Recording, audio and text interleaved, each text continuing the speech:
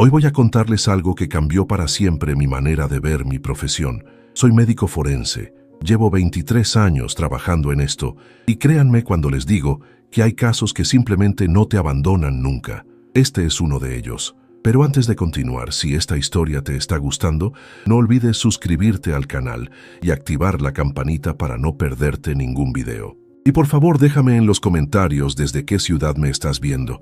Me encanta saber de dónde son todos ustedes. Ahora sí, sigamos con la historia. Me llamo Fernando Castillo, tengo 45 años y trabajo como médico forense en la ciudad de Saltillo, Coahuila. Sé que no es la profesión más común y créanme que en reuniones familiares siempre hay ese momento incómodo cuando alguien pregunta ¿a qué me dedico? La verdad es que elegí esta carrera porque siempre me fascinó la ciencia médica, la precisión, la búsqueda de respuestas cuando ya no hay palabras. Durante años pensé que lo había visto todo, que nada podría sorprenderme o inquietarme después de tantos casos, tantas historias silenciosas que pasaban por mi sala de trabajo. Vivo en una casa modesta en la colonia República, a pocas cuadras del hospital universitario. Mi esposa, Patricia, es maestra de primaria y tenemos 2 hijos ya grandes que estudian en la universidad. Ella siempre ha sido mi ancla, mi manera de recordar que existe un mundo lleno de vida y color más allá de las paredes frías y los sonidos metálicos de mi lugar de trabajo. Cada mañana, antes de salir, me prepara café en esa cafetera italiana que compramos en nuestro viaje a Guanajuato hace 10 años. El aroma del café recién hecho se mezcla con el olor del pan dulce de la panadería de la esquina y por unos minutos todo es normal, todo es cálido, pero hay días que rompen esa normalidad. Hay casos que llegan y alteran todo lo que creías saber sobre tu trabajo, sobre ti mismo. Era un martes de octubre, recuerdo perfectamente el día. El clima en Saltillo estaba fresco, como suele ser en otoño, con ese aire seco que te hace respirar profundo. Las hojas de los árboles en el camino al hospital habían empezado a tornarse de ese color amarillo dorado que tanto me gusta. Llegué a mi oficina alrededor de las 7:30 de la mañana. Mi asistente, Julián, ya estaba ahí, preparando el espacio de trabajo, revisando los documentos del día. Julián es un joven de unos 30 años, muy meticuloso, siempre llega antes que yo y se asegura de que todo esté en orden. La sala donde trabajo es exactamente como se imaginan. Paredes blancas, luces fluorescentes que zumban levemente, mesas de acero inoxidable, el olor penetrante del desinfectante que nunca se va completamente sin importar cuánto ventiles. Hay una ventana pequeña que da al estacionamiento, por donde entra un rayo de luz natural durante las mañanas. Siempre he agradecido esa ventana. Es mi conexión con el exterior, mi recordatorio de que allá afuera la vida continúa. Julián me recibió con su taza de café habitual y me dijo que teníamos un caso que había llegado durante la madrugada. Un caso que venía del Ministerio Público con carácter de urgente. Me entregó la carpeta mientras yo me ponía el uniforme quirúrgico, el gorro, ajustaba mi mascarilla. Estos gestos son tan automáticos después de tantos años que ni siquiera pienso en ellos. Son como un ritual que me prepara mentalmente para lo que viene. Leí el expediente rápidamente. Se trataba de una mujer joven, de aproximadamente 32 años, que había sido encontrada en su departamento en la colonia Los Pinos. Las circunstancias iniciales sugerían que había sido un caso de asfixia, pero había inconsistencias en la escena que requerían un análisis más profundo. Lo que llamó mi atención inmediatamente fue una nota al margen del reporte policial. Hallazgos inusuales en el lugar. Solicitar análisis exhaustivo.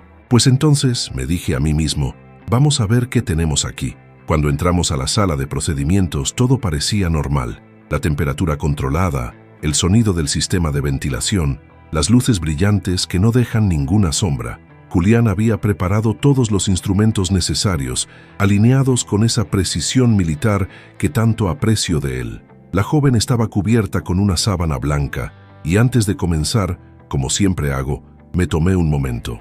Es algo que aprendí de mi mentor hace años. Antes de cada caso, respira. Reconoce que frente a ti hay una persona que tuvo una historia, una familia, sueños. No es solo un caso, es alguien que merece tu respeto y tu mejor trabajo. Comencé el procedimiento siguiendo todos los protocolos estándar. Examen externo primero, documentación fotográfica, medidas, observaciones iniciales. La joven tenía cabello castaño largo, piel clara, sin marcas evidentes de confrontación física.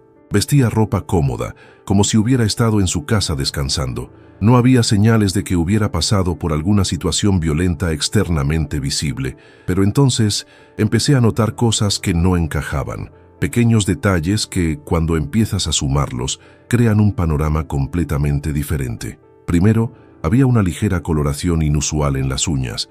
No era cianosis común, era algo más sutil, casi imperceptible. Segundo, cuando examiné la boca y la garganta, había una textura extraña en la mucosa, como si hubiera estado expuesta a algo químico, pero no de manera agresiva. Tercero, y esto fue lo que realmente captó mi atención, había un olor muy tenue, casi dulzón, que no correspondía con ninguna de las causas típicas que uno esperaría en un caso de asfixia. Le dije a Julián que tomara muestras adicionales de todo: sangre, contenido gástrico, tejido pulmonar, todo lo que pudiéramos analizar. Él asintió sin hacer preguntas, pero noté en su mirada que también había captado que este caso era diferente. Continuamos con el procedimiento interno. Aquí es donde las cosas se pusieron más intrigantes. Los pulmones mostraban un patrón de edema que no era consistente con asfixia mecánica simple. Era como si hubieran sido afectados por algo desde dentro, algo que había alterado su funcionamiento gradualmente. El corazón estaba ligeramente aumentado de tamaño y había pequeñas hemorragias en el músculo cardíaco que sugerían estrés prolongado. Mientras trabajaba, mi mente empezó a recorrer todas las posibilidades. ¿Envenenamiento? ¿Pero con qué? ¿Alguna condición médica no diagnosticada? ¿Una reacción a algún medicamento? Cada respuesta que se me ocurría generaba 3 preguntas más. Lo que realmente me perturbó fue cuando examiné el hígado. Había cambios celulares que indicaban exposición crónica a alguna sustancia, pero no eran los patrones típicos que ves con el consumo habitual de ciertas sustancias conocidas. Era algo más refinado, más controlado, casi como si alguien hubiera estado administrando algo de manera muy calculada durante semanas o incluso meses. Julián interrumpió mis pensamientos. «Doctor Castillo, ¿vio esto?». Estaba señalando una pequeña marca en el brazo de la joven, justo en la parte interior del codo. Era minúscula, casi invisible, pero definitivamente era una marca de punción que había sanado recientemente. Y luego encontramos otra, y otra más, 3 en total, todas en lugares discretos, todas perfectamente espaciadas en el tiempo según el nivel de cicatrización. Mi corazón empezó a latir más rápido. Esto no era un caso simple, esto era algo completamente diferente a todo lo que había visto. Decidí hacer algo que normalmente no hago hasta tener todos los resultados. Llamé al detective a cargo del caso. Se llamaba Antonio Ruiz, un hombre de unos 50 años con el que había trabajado en varios casos anteriores. Le expliqué lo que estábamos encontrando y le pedí que me enviara toda la información sobre la escena del departamento, fotografías, reportes de los primeros respondientes, todo. Mientras esperábamos, Julián y yo continuamos documentando cada detalle. Tomamos muestras de absolutamente todo lo que pudiera ser relevante: pelos, fibras de ropa, contenido bajo las uñas, raspados de piel. En este tipo de casos, nunca sabes qué pequeño detalle puede ser la pieza que resuelva todo el rompecabezas. Antonio llegó 1 hora después con una caja llena de evidencia fotográfica y documentos. Nos sentamos en mi pequeña oficina adjunta a la sala de procedimientos y empezó a mostrarme lo que habían encontrado. El departamento de la joven estaba impecablemente ordenado, demasiado ordenado, de hecho. No había señales de lucha, nada fuera de lugar, ni siquiera un plato en el fregadero. Su cama estaba perfectamente tendida, como si nunca hubiera dormido en ella esa noche. En la cocina encontraron varios frascos de suplementos vitamínicos, todos de marcas reconocidas, todos aparentemente normales. En el baño, productos de cuidado personal, nada inusual. Pero entonces Antonio me mostró una fotografía que me heló la sangre. En el pequeño estudio que la joven tenía en su departamento había un escritorio con una computadora, y sobre ese escritorio, perfectamente doblada, había una nota escrita a mano. La nota decía simplemente: «Gracias por cuidarme. Sé que lo hiciste porque me querías». Antonio me miró con esa expresión que había visto tantas veces antes. «Doctor, necesito que me diga exactamente qué le pasó a esta joven, porque tengo una teoría, pero necesito confirmación científica». Le dije que necesitaba esperar los resultados toxicológicos, pero que compartiera su teoría conmigo. Él respiró profundo y me contó lo que habían descubierto durante la investigación preliminar. La joven, llamada Gabriela Torres, había estado en una relación durante los últimos 8 meses. Su pareja era un hombre llamado Vicente, 10 años mayor que ella, que trabajaba como farmacéutico en una cadena grande de farmacias. Los vecinos describían a Vicente como encantador, atento, siempre amable. Gabriela había comentado con su mejor amiga que nunca se había sentido tan cuidada, que Vicente siempre se preocupaba por su salud, le preparaba comidas nutritivas, le llevaba suplementos para su bienestar. La amiga también mencionó algo inquietante. Gabriela había estado sintiéndose débil durante las últimas semanas, con mareos ocasionales y palpitaciones. Vicente insistía en que eran síntomas de estrés y que él podía ayudarla con remedios naturales y vitaminas especiales que conseguía en su trabajo. Antonio hizo una pausa y me miró fijamente. La noche que falleció, Vicente estaba fuera de la ciudad, supuestamente en un viaje de trabajo. Pero aquí está lo extraño. Su teléfono celular nunca salió de Saltillo, y las cámaras de seguridad del edificio lo muestran entrando al departamento de Gabriela a las 11 de la noche, 3 horas antes de que ella fuera encontrada. Me recosté en mi silla, procesando toda esta información. Las piezas estaban empezando a encajar de una manera absolutamente aterradora. Los resultados toxicológicos llegaron 2 días después y confirmaron mis peores sospechas. En el sistema de Gabriela encontramos trazas de varios compuestos que, individualmente, no habrían causado mucho daño, pero combinados, en las dosis precisas, durante un periodo prolongado, habían estado destruyendo silenciosamente su sistema cardiovascular y respiratorio.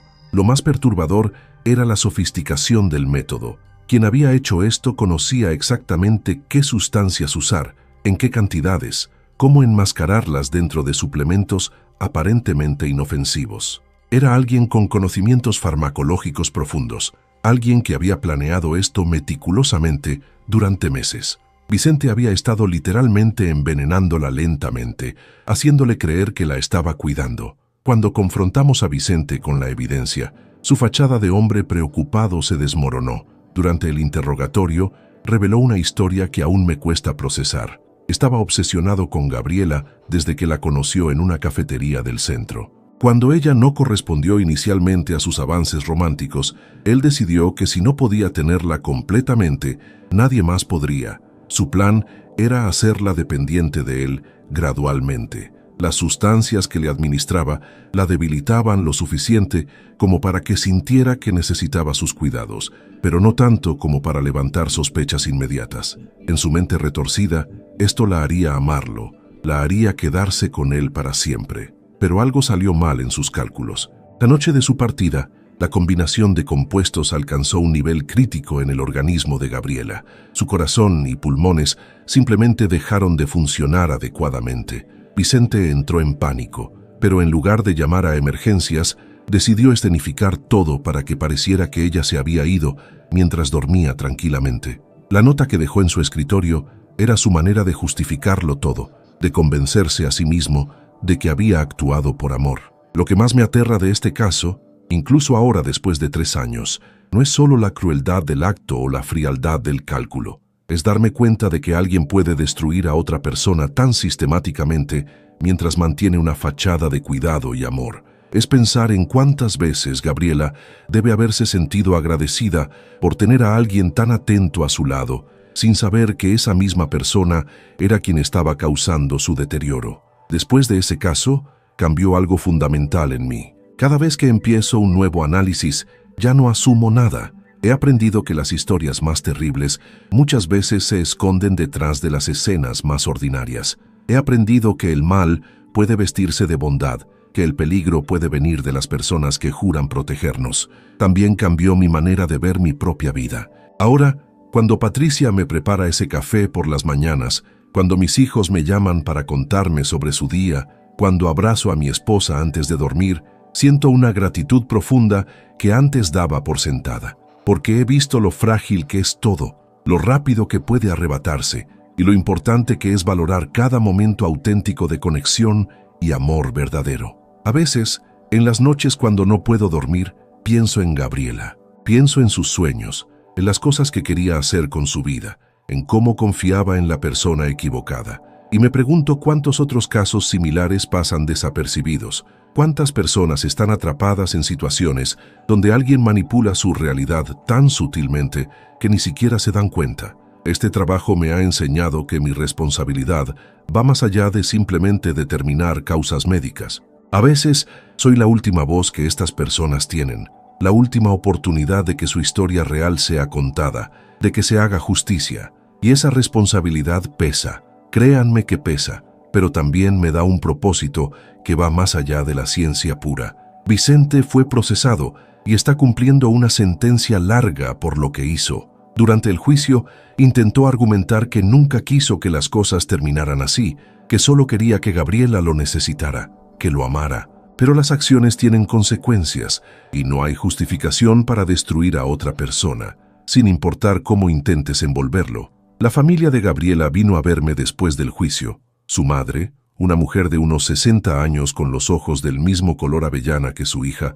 me tomó las manos y me agradeció por no rendirme con el caso, por buscar la verdad más allá de lo obvio. Me contó que Gabriela había sido maestra de biología, que amaba las plantas y soñaba con tener un jardín botánico propio algún día. Me mostró fotografías de ella sonriendo, llena de vida, rodeada de macetas y flores. Esa imagen de Gabriela viva, feliz, con sueños y pasiones, contrasta dolorosamente con la última vez que la vi en mi sala de trabajo. Y es precisamente esa contradicción la que me impulsa a continuar haciendo lo que hago con el mayor cuidado y dedicación posibles. Hay días difíciles, claro, días en los que el peso de todas las historias que he conocido se siente demasiado pesado. En esos momentos, Patricia me lleva al Parque Alameda, cerca de nuestra casa. Caminamos entre los árboles, escuchamos el sonido de las familias jugando, de los niños riendo, del viento moviendo las hojas. Y me recuerdo a mí mismo que por cada historia triste que conozco en mi trabajo,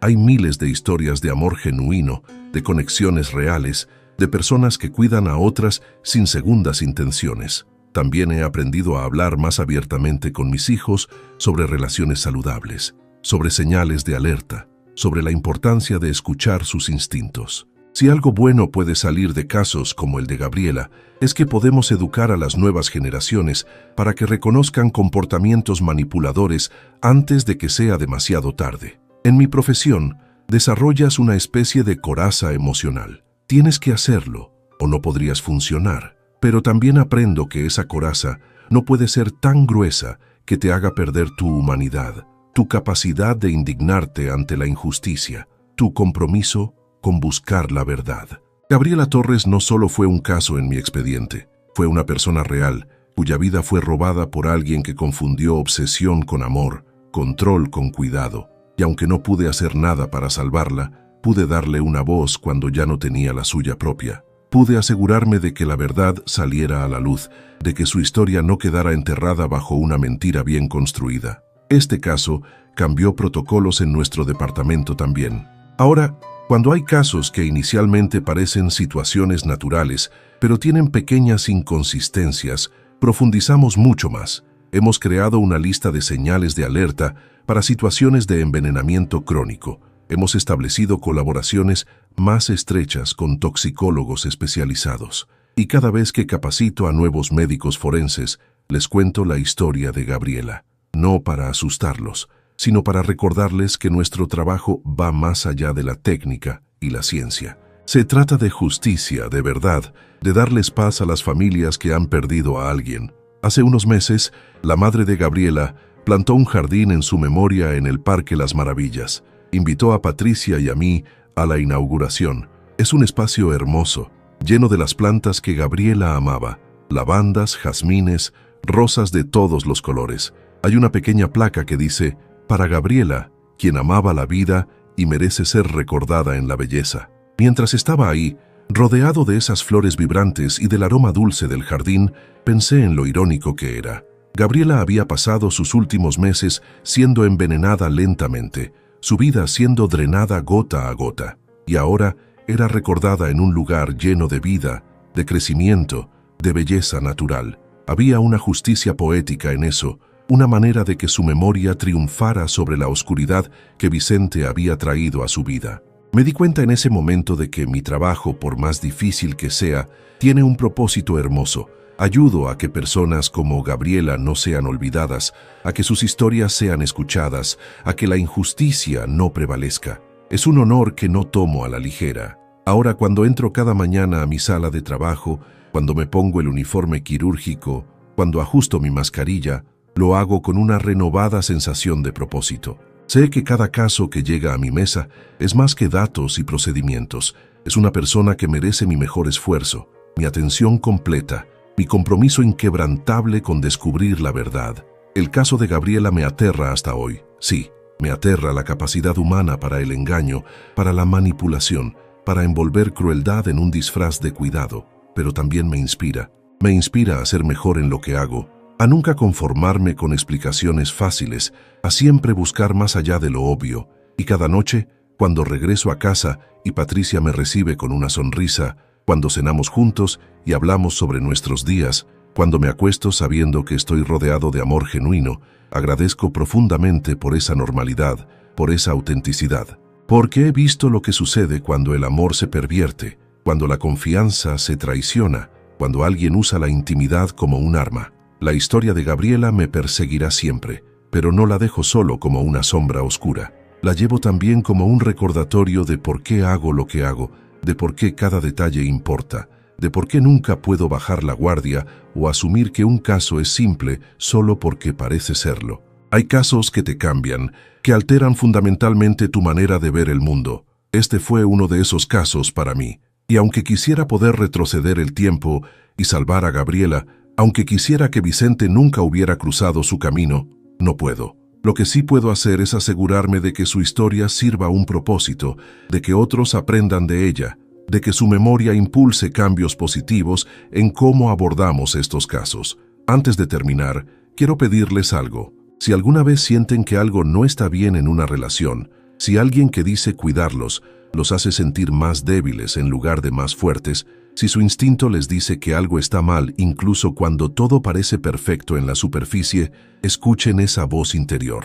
Hablen con alguien de confianza, busquen ayuda, porque las señales siempre están ahí, solo necesitamos aprender a reconocerlas y tener el valor de actuar. La vida es demasiado preciosa, demasiado frágil, para arriesgarla con personas que no tienen nuestro mejor interés en el corazón. Y aunque mi trabajo me expone a las peores tragedias, también me ha enseñado a valorar intensamente los momentos buenos, las conexiones auténticas, el amor verdadero que construye en lugar de destruir. Si esta historia te ha hecho reflexionar, si te ha movido de alguna manera, te pido que la compartas. Nunca sabemos quién puede necesitar escuchar esto, quién puede estar viviendo una situación similar sin darse cuenta. Y por favor, suscríbete al canal y activa la campanita para más historias como esta. Déjame en los comentarios qué te pareció este caso y desde qué parte de México me estás viendo. Soy Fernando Castillo, médico forense en Saltillo, Coahuila, y esta es mi historia.